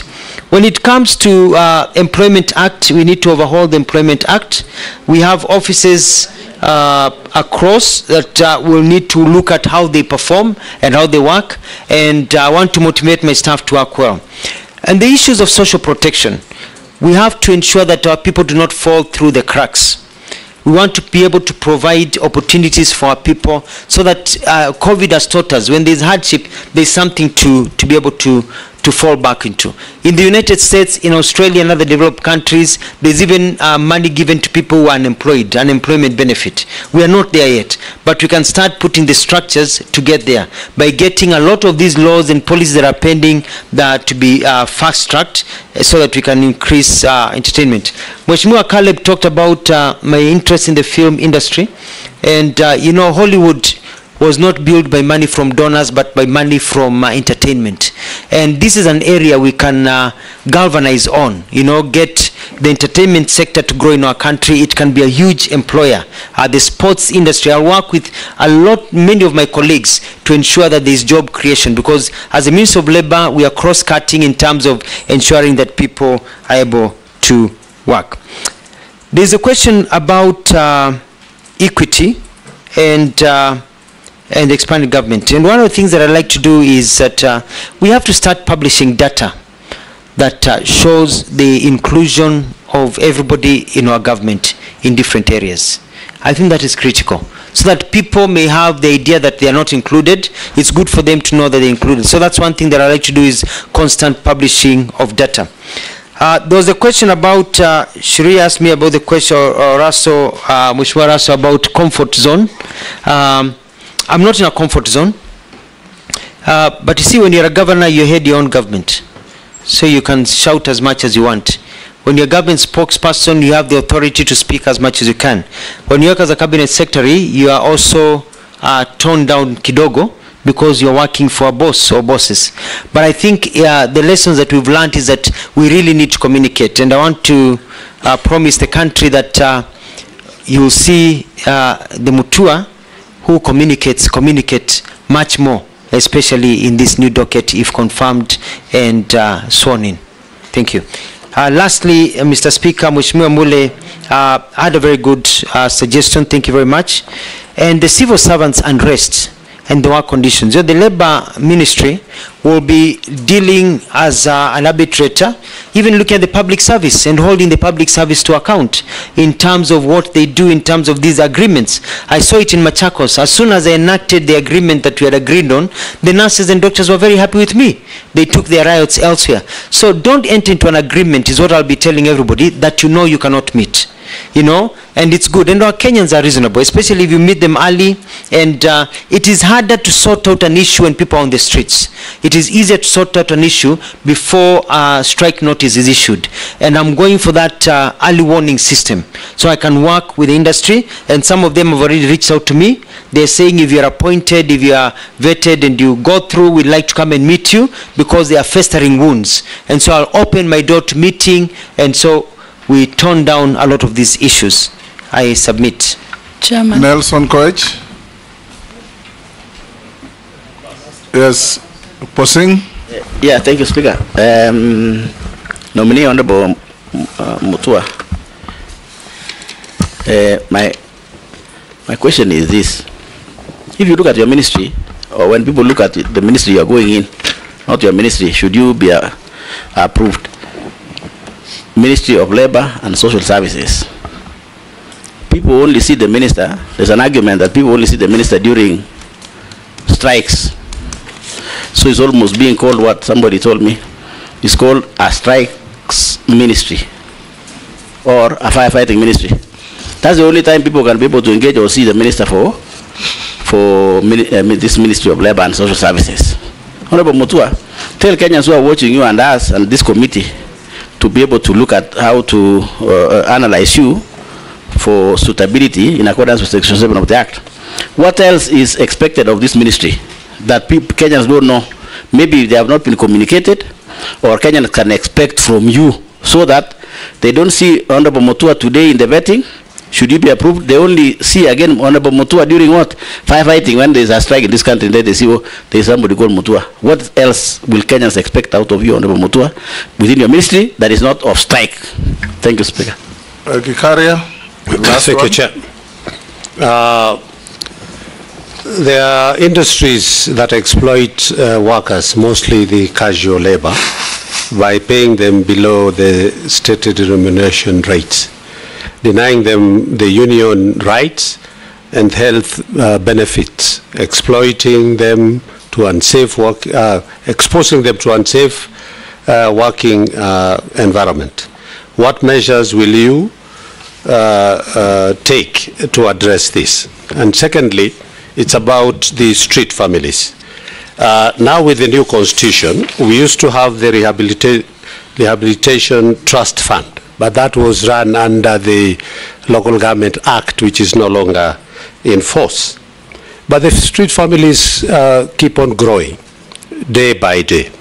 What action will you take first to reduce these numbers, or even to address, because most of these families, not that they don't have, you find kids on the streets, but they go back home, or even now find a family, a mother with children on the streets. So what are you going to do to address this very, very needy issue that we need to take our kids back to school? Thank you, Honorable Chairman. Answer those two quickly. Thank you, Mr. Speaker. I'd like to say that in terms of labor and social protection, I agree with Mheshimiwa Kosing that people only seen when there are riots. Now, I'm going to go around this country. I want to visit all the constituencies to talk to Kenyans and especially young people about the opportunities that are there. Kenyans are not lazy. Our young people are very active and very smart and very sharp, but they need opportunities, not handouts.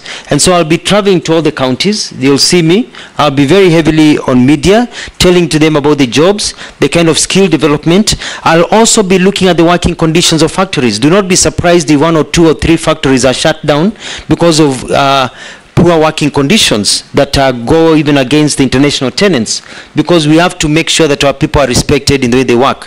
In terms of even employment and the benefits, there's the issue of the 6% increment that the president offered that is still pending, and it's I think it will be on my desk. I'll be able to sit down with FKE. I've had a chat with Kotu, Mheshimiwa Atwoli. I've talked to the employers. We're looking, and they have told me all the problems as I was doing my research, and I'll be able to sit down, bring everybody together and gazette so that our people can get an increment in the salaries that they deserve because of the state of the economy, and be able to improve that and make sure that those are met. So I'll be very, very active, Mheshimiwa, and I think you'll be very proud of me and the work that I'll be able to, if I'm confirmed. Mheshimiwa Gikaria, I think I've answered the same question because it is important for us. Now, in street families, I was very active when I was government spokesperson to try and work on a system of removing street families and rehabilitating them. I want to go back to some of the programs that we started at that time in the government of Mzee Mwai Kibaki. And my investigation has shown that it has become no more process. I've looked at the different acts and laws that are there, and it's all about implementation. We are going to set up a target as a country and say that by this time we need to have done A, B, C, D, so that we don't have street families, and be able to rehabilitate and even take people back to the countryside where they came from, so that we can reunite them with their families, so that people can continue working with their families the way we are doing in the children's sector. Instead of taking people to orphanages, we reunite them with the families. Mheshimiwa Mbui will be very happy to know that we are building, we want to develop a model rehabilitation center in Mavoko, which is very close to Kadhiani. That you are building? A rehabilitation center in Mavoko. There is 20 acres there. I'll be sourcing for funds from development partners and others, so that we have a place whereby these children can go before they are taken back to their families to be trained and taught, and also growth and a follow-up system so that we remove them. It is quite sad, like now it's very cold, to find people suffering in the streets, and we'll need to put up shelters that they do in other places whereby people can go and receive some food, and that's safety net for the very poor in our country. I submit. Chairman, I have one stressing, just one, a small one, very stressing. Yes. All of us as a country. Kuna hili swala moja, waziri mteule, iwapo utachaguliwa katika wizara hii ya wafanyakazi, kuna swala nyeti ambalo wafanyakazi wa EPZ walijiunga katika chama cha wafanyakazi, na hivyo sasa kufikia sasa wafanyakazi 1400 wamefutwa kazi katika viwanda viwili vya EPZ huko eneo bunge la Changamwe kwa kujiunga na chama cha wafanyakazi, na hata wizara yako ina taarifa hiyo.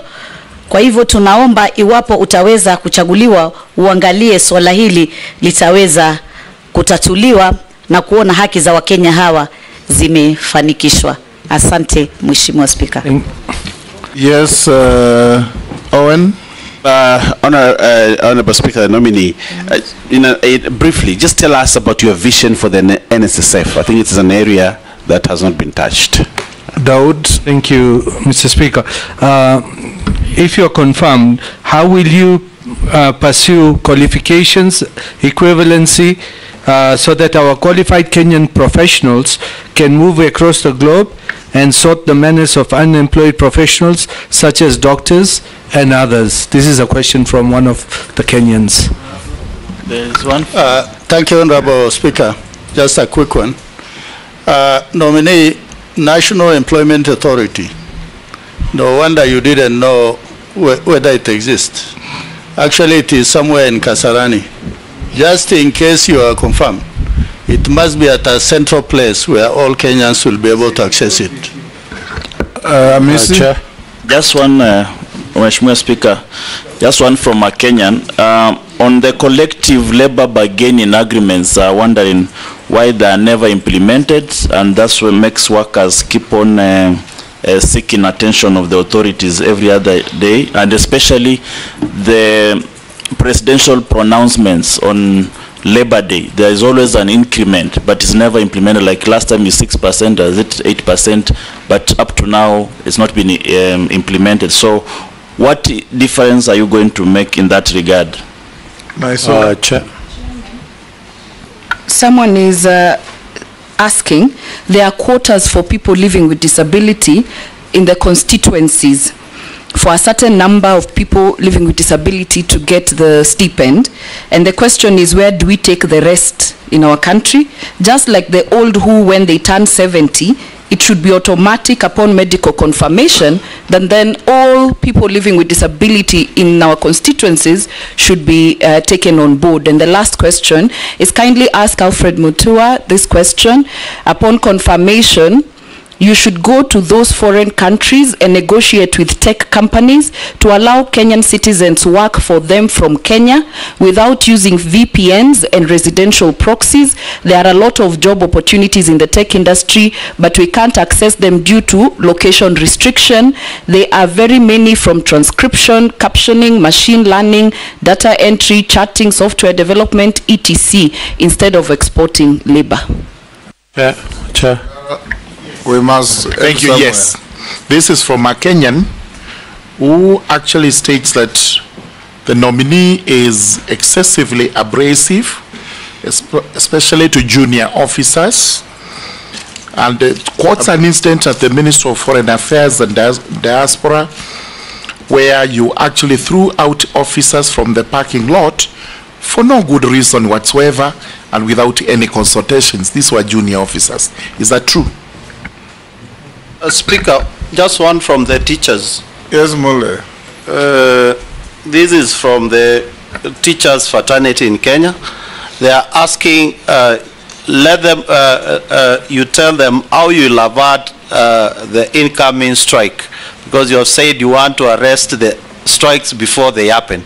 So they want to hear the mechanism which you will use when you are approved. Then there is, they are also saying that kindly ask Dr. Mutua, he made pronouncement that resulted up on Kenyan troops going to Haiti when he visited the US. Does he regret making such deals which later landed him in trouble with the head of state to the extent he was shifted to another docket? How true that it is, I don't know, but it's from the public. That you, Mole, you are not being fair to Mutua, the nominee. The Kenyan police going to Haiti was approved by Parliament, so it can't be his responsibility. Yes. Yeah, it's only one short one on. There's a constituents asking about what the nominee will do if approved about those rogue labor officers at who are at the ground there, who are compromised by most of these industrialists. Yes, nominee, can you very quickly respond to those? Thank you, Mr. Speaker. I'll start with the Honorable Lesuda's issue about quotas for people with disability. It is true. It is quite unfortunate, and I find it very, in my research, unfair that you're only giving to a certain percentage in a household and not to everyone. So one of the things I'll do is make sure that it is everyone that is covered, and we roll it out according to the finances that we have. It should go to all, not just few. The President has given directives that we increase the numbers by 500,000, and I'm going to make sure that these are captured in there. The other thing is to work also with Parliament to see, not Parliament but Treasury, the monies that are recovered out of attrition, people die, so they can be rolled into other programs without them having to go back to Treasury and never coming again. In terms of tech, that's what I was talking about, the BPOs. And yes, I'll travel. I'll send meetings. I don't even have to go anywhere anymore because you can travel by Zoom nowadays and get those jobs here. We need the jobs here. In as much as we also want Kenyans to go overseas, we want to have those jobs in Kenya. And so we're going to remove all the bottlenecks, and I'll have a cabinet paper to remove the bottlenecks and provide opportunities for people here. Murugara, you had a question about being abrasive. That is somebody just being mischievous and trying to use this house. People love me very much. All my employees, you go to Ministry of Tourism, you go to Foreign Affairs, you go to everywhere I've worked, employees love me. Allow them to say so. I'm very, self-declaration. Yes. Because I really care. And I've always talked about the welfare of employees.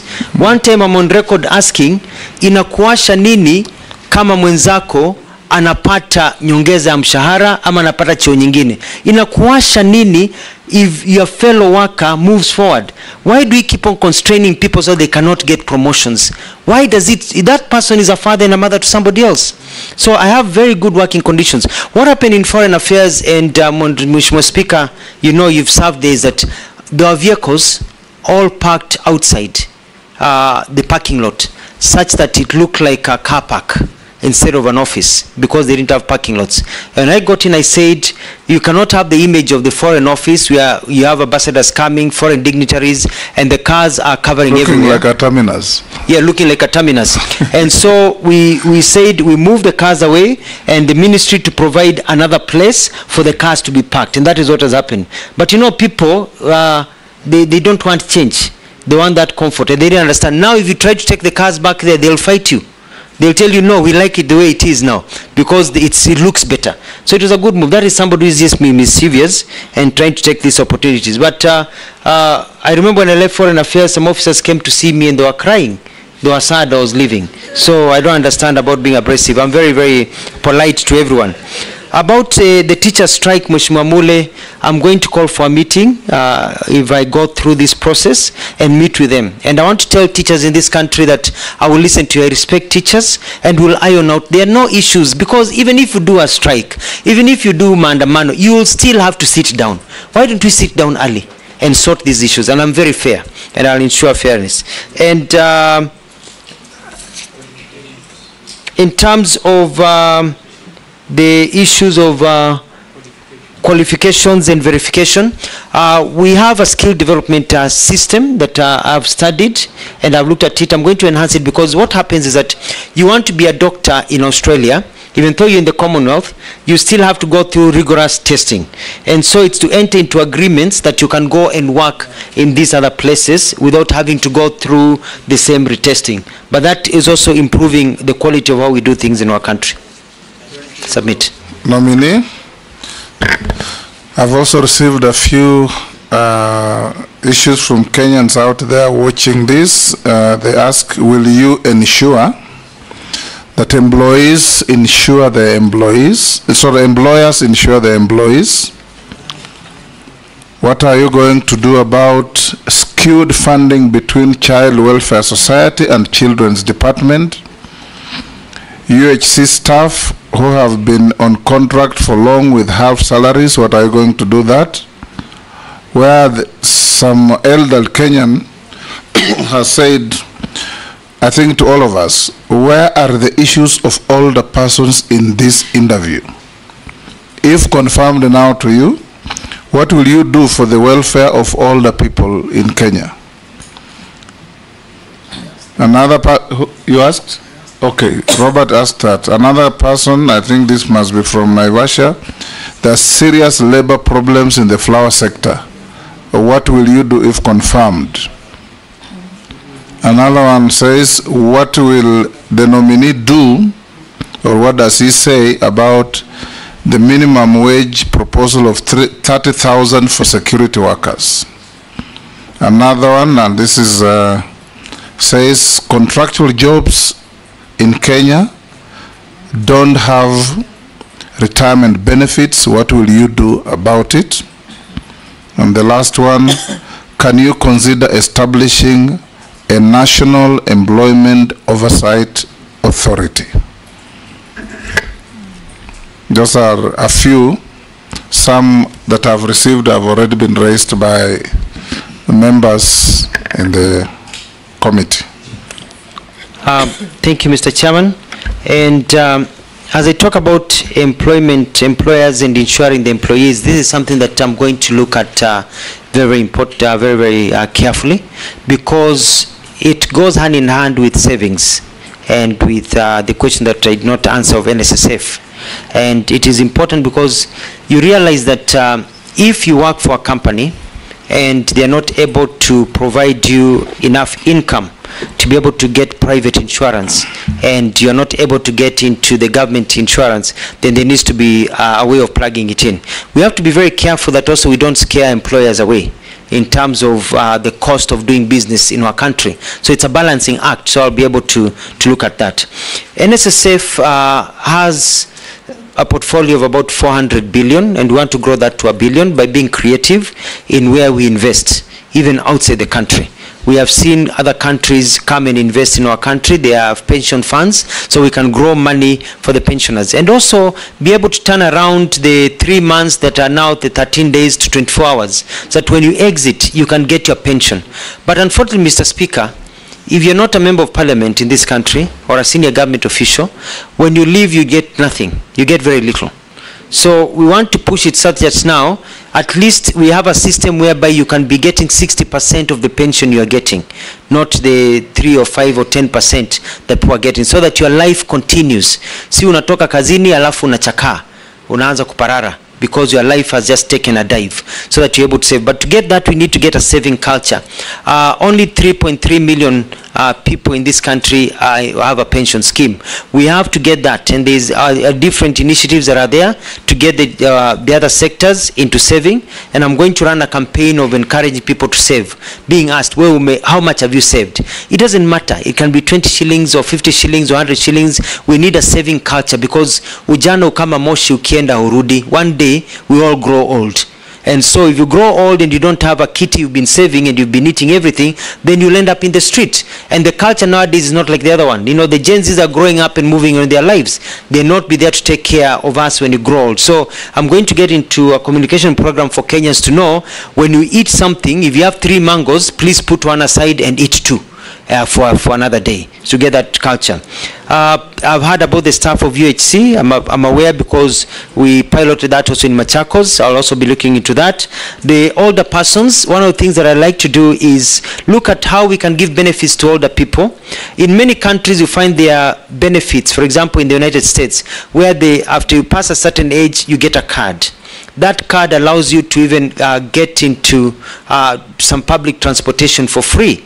That even allow you at that particular age to get a discount, so that when you go shopping at a shopping mall, or you go shopping at a center or somewhere, or you go buy something, or if you're seeking a government service, you show your card and you get a 10-20% discount, because you're at an age where you're not earning an income. You're actually using your pension. So I'd like to introduce that, so that our old people have a card that you can use to get a discount.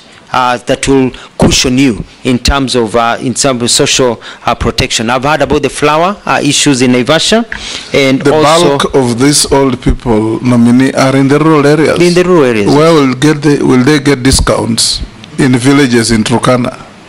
Well, it's also when they seek government services. You'll pilot probably from urban centers, but also pay attention to the rural areas. Yes, we'll find ways, and I think the main thrust here is the intention, and the intention is that our older generation need to have a way of cushioning them. They served us, they are our parents, they have taken good care of us. Let's cushion them in the old age and create a system in our country that takes care of them, even as they go about with the Inua Jamii. That is good, but also whether we can even go further and see how we're working with other organizations, see what we can do. There was a question about the child welfare and Children's Society and their fundraising. We will be bringing, if I get confirmed and appointed, cabinet papers to see whether we can create special funds, so we can have internally regenerated funds for able to use for children welfare, and also fast track some of the laws. For example, Kenya has been identified as a country that is heavily involved in child trafficking. We are a conduit of child traffickers. We are a destination of child traffickers. We are a source of child trafficking. And it is also because we have failed, and I'll be bringing through cabinet, I think it's already there, through the, if I'm appointed through the Mheshimiwa Ishungwa, the passage of us to get into the Hague Convention for the protection of child, trafficking. Because if countries like Somalia can sign child trafficking in the Hague, and Tanzania and Uganda and others, and we have failed to do so, it makes us look like we really support trafficking of children across the world. On the minimum wage, I will look into it. I'll sit down and see, because it depends on what the market can afford. But also we need to, I remember as I finalize, Ford, when Henry Ford, when he built the Ford company, he said he would pay his employees enough money that they can afford to buy the cars that they build. We need to be a culture where we can pay people enough money to enable them to be able to live decent lives according to what the market can also afford. So it's a discussion with the employers, because we don't also want to destroy the good enabling environment for work, but it is important. On contractual benefits and job referral, I've taken note, and it's something that I will look at. I submit. Thank you, nominee. The last two issues I want to put to you. On the issue, as a follow-up to Honorable Mishi's issue about Saudi Arabia. Yes. What you probably will need to do is check out on a country like Philippines. It is the largest exporter of non-professional workers in the world. Anywhere you go in big hotels, you'll find Filipino workers, happy, decent. Find out what mechanisms and legal regime they operate between Philippines and the countries they work. Anywhere you go, perhaps if you go to the moon, you'll find a Filipino worker. The last one, you've talked about NSSF. You can borrow a leaf from our neighbor Tanzania. What Tanzanians do, all the big money held by NSSF, they have engaged with the Ministry of Foreign Affairs, and instead of government buying property as missions, it's NSSF that buys those properties and owns them. So the government then pays NSSF rent at source. You reduce yourself from the problems of foreign exchange, and instead of paying foreign exchange to another country, you're paying in your local currency at the rates of those countries to your own NSSF. So even the rate of return on the investment is excellent. You may consider engaging NSSF to do that. I'll end there, and after we finish, you will see our secretariat. They have some mismatch with your documents, so that you can put them in order for the record. I want to ask you a few last questions. Do you have any, have you ever been mentioned adversely in any integrity-related report or investigations? Forget about your Machakos shenanigans. No, I have never. Yes. Do you hold any leadership position in any political party within Kenya? No, I do not. What is your net worth? Net worth is 462 million shillings. Made of? Made of assets that I have, like homes, land, where I do some bit of farming, and a few businesses that I have. Thank you. Thank you, Alfred. Make sure before you leave, you sort out your documentation with the Secretariat, so we can release you to go back to your other duties.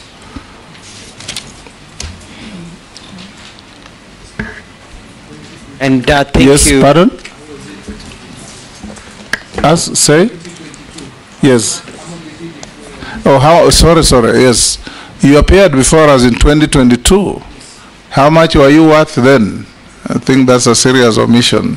I was worth 420 million shillings. And today? And, 462.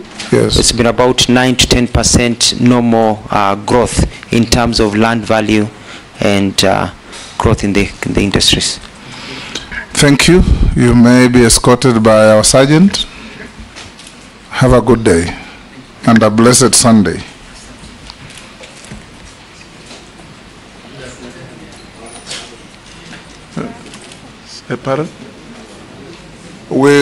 Honorable members, you'll have a 10-minute break to allow the clerks to put the documentation for the next nominee.